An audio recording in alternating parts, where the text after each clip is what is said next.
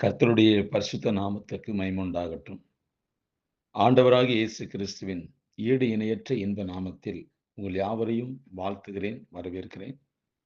கர்த்தர் தாமே இந்த நாளிலும் உங்களை ஆசீர்வதித்து வழிநடத்துவாராக. பிரியமானவர்களே, தியானத்திற்காக எடுத்துக்கொண்ட பரிசுத்த வேதாகமத்தினுடைய பகுதி சங்கீத புஸ்தகம் 51வது சங்கீதம் 3வது வசனம். சங்கீத புஸ்தகம் 51வது சங்கீதம் 3வது வசனம். என் மீறுதல்களை நான் அறிந்திருக்கிறேன். என் பாவம் எப்பொழுதும் எனக்கு முன்பாக நிற்கிறது. என் மீறுதல்களை நான் அறிந்திருக்கிறேன். என் பாவம் எப்பொழுதும் எனக்கு முன்பாக நிற்கிறது என்று சங்கீதக்காரன் விதமாக தன்னுடைய அறிக்கையை அவர் அறிக்கையிட்டு சொல்கிறார். கிறிஸ்துவுக்குள் பிரியமானவர்களே, சில நேரங்களில் நமக்குள் நம்மை நாம் இருக்கின்றபடியே பார்க்க தயங்குகிறோம். மிகவும் உற்று பார்த்தால் அங்கே நாம் குறைபட்டவர்களாகவே தோன்றுவோம் என பயந்து நம்மை நாம் கவனிக்க அஞ்சுகிறோம். சில நேரங்களில் நம்முடைய குறைவான நிலைமையை நம்முடைய கண்கள் காண நேரிட்டாலும் அவைகளை உடனேயே வேற சில நினைவுகளை கொண்டோ சிந்தனைகளை கொண்டோ நாம் அதை மறைத்து விடுகிறோம். ஆனால் அவை மீண்டும் மீண்டும் வந்து தோன்றும் என்பது உண்மை. ஒரு மனிதனுடைய முகத்தில் தேமல் வந்தது. அதை கண்ணாடியில் திரும்ப திரும்ப பார்த்தபோது அது அவனுக்கு மன வருத்தத்தை தந்தது. எனவே அவன் செய்த ஒரு காரியம், வீட்டிலுள்ள கண்ணாடிகளை எல்லாம் சுவர்புறமாக திருப்பி போட்டு அவனுடைய முகத்தை பார்ப்பதை தவிர்த்து விட்டான். ஆனால் எதேச்சையாக ஒரு நாள் ஒரு இடத்துக்கு போன இடத்துல ஒரு கண்ணாடி அவன் பார்க்க நேரிட்டது.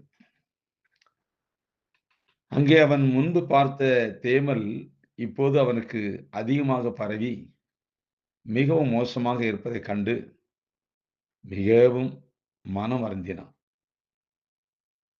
ஆம் பிரியமானவர்களே, சில நேரங்களில் நாமும் இப்படியே செய்து விடுவதில்லையா? பிறரை குறித்த கசப்பு, வெறுப்பு, கடுமையான உணர்வும் இருதயத்தில் இருக்கும். ஆனால் ச்சே எனக்கு யார் மேலேயும் கசப்போ, வெறுப்போ கிடையாது அப்படின்னு சொல்லி நமக்கு நாம் பொய் சொல்லிக் கொள்வோம். பொருளாசையும், பணாசையும், சுயமேன்மை பாராட்டலும் நமக்குள் இருக்கும். ஆனால் அப்படியெல்லாம் எனக்கு பணம், பொருள் மேலலாம் பெரிய ஆசை, பசியெல்லாம் கிடையாது அப்படின்னு சொல்லிக் கொள்வோம். விட்டுக் கொடுக்காத மனநிலையும், நான் என்று சாதிக்கும் உணர்வும் நமக்குள் இருக்கும். ஆனால் அதெல்லாம் வெறும் பிரமைகள் தான். அப்படிப்பட்ட வைராக்கியமெல்லாம் எனக்கு கிடையாது என நாமே நமக்குள் சொல்லிக் கொள்வோம். இது உண்மை. நம்முடைய மனதளவில அது உண்மை. காயமடைந்தவனும், புண்களை உடையவனும் அவைகளை மறைப்பதால் எந்த நிவாரணத்தையும் பெற முடியாது.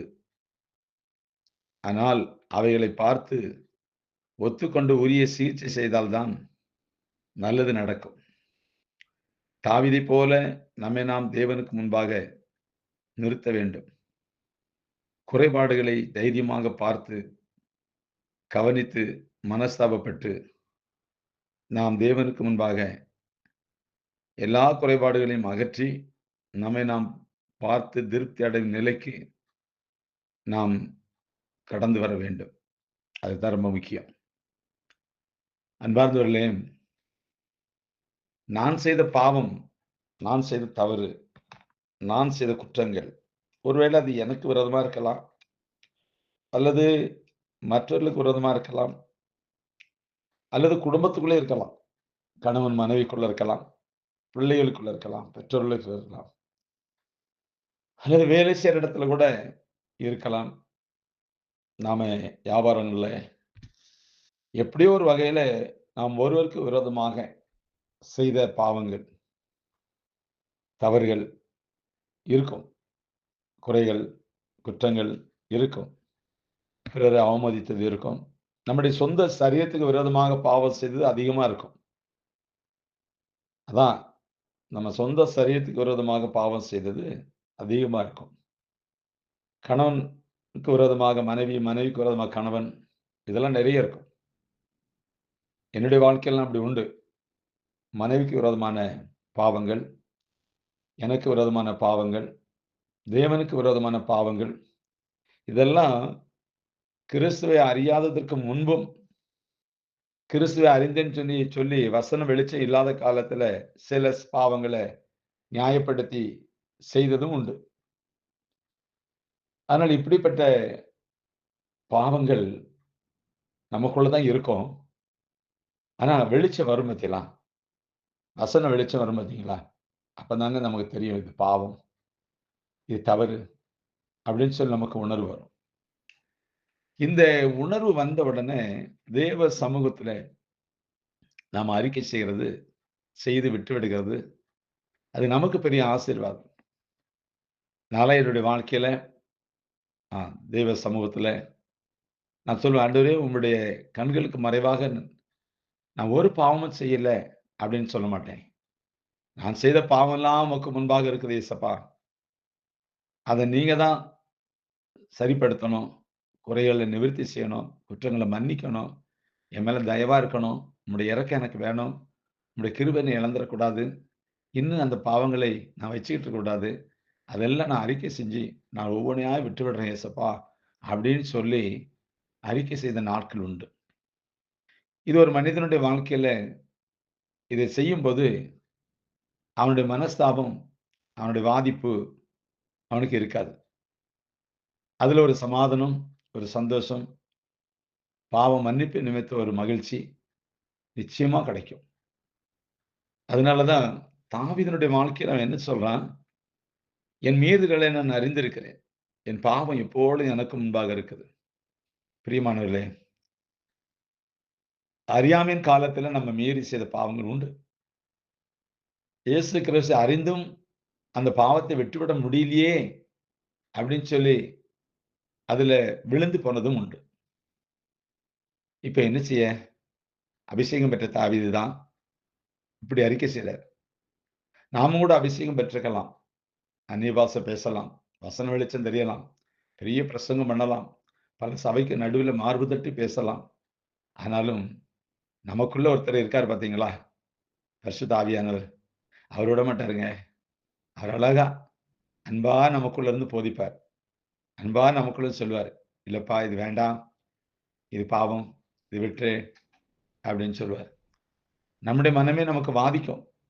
நம்முடைய மனமே நமக்கு நம்மள குற்றவாளின்னு சொல்லி தீர்க்கும். இந்த இடத்துல தான் நாம் தேவனுக்கு முன்பாக, "ஆண்டவரே என் மீறுதலை நானும் அறிந்திருக்கிறேன், நீரும் அறிந்திருக்கிறேன். என்னை மன்னியும் தகப்பனே.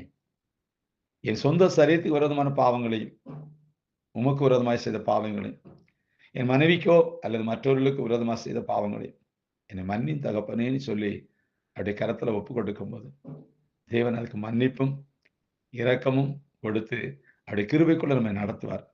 இதுதான் சத்தியங்க. வாலிபத்திலே செய்த வாலிபர்கள் செய்த அநேக பாவங்கள் உண்டு. ஆமா. திருமணத்துக்கு முன்பும் பாவம் செய்றாங்க. ஏன்னா, இந்த பாவத்தை குறித்த வெளிச்சம் இல்ல. அதான் உண்மை. பாருங்க வேதம் சொல்லுது, யோவான் எழுதின சுவிசேஷம் 16:8ல வாசிக்கிறோம். அவர் வந்து பாவத்தை குறித்தும், நீதி குறித்தும், நியாய தீர்ப்பை குறித்தும் அவர் கண்டித்து உணர்த்துவார். அப்படின்னு வேதத்துல வாசிக்கிறோம். யார் வந்து? பரிசுத்த ஆவியானவர் வந்து. அதுவரைக்கும் நமக்கு உணர்த்தப்படாதுங்க. மனசாட்சியில குத்தப்படாதுங்க. ஆமா. எவ்வளவுதான் பிரசங்கம் கேட்டாலும் மழுங்கி போயிருங்க. எனக்குள்ள அவர் வரும்போது, எனக்குள்ள வாசம் பண்ணும்போது தான், என்னை விட்டு ஒவ்வொரு பாவமும் நீங்கும். அத அறிக்கை செய்து முடி. இல்லன்னா முடியாது. அன்பார்ந்தவர்களே, நம்முடைய மீறுதல்கள் எதுவா இருந்தாலும், ஆண்டவர் மன்னிக்க தயவு பெருத்தவராய் இருக்கிறார். என்னுடைய பாவம் எனக்கு முன்பாக எப்போதும் வருது, வரும். அறிக்கை செய்து விட்டதுக்கு அப்புறம் அந்த பாவம் வரும். பிசாசு கொண்டு வருவான்.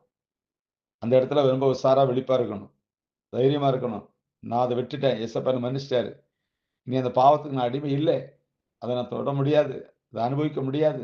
அது எனக்கு அவசியம் இல்லை. அது எனக்கு தேவையில்லாதது. இதெல்லாம் நீ என்கிட்ட கொண்டு வந்து என்னை விளைவிக்க நினைக்கிறியோ அப்படின்னு சொல்லி சாசை கடிந்து கடிந்து தான் இந்த உலகத்துல கடந்து போனோம். அதான் நல்ல போராட்டத்தை போராடினேன், ஓட்டத்தை முடித்தேன், விசுவாசத்தை காத்துக்கொண்டேன். இது முதல் நீதியின் கிரீடம் எனக்காக வைக்கப்பட்டிருக்குது அப்படின்னு சொல்லலாம்.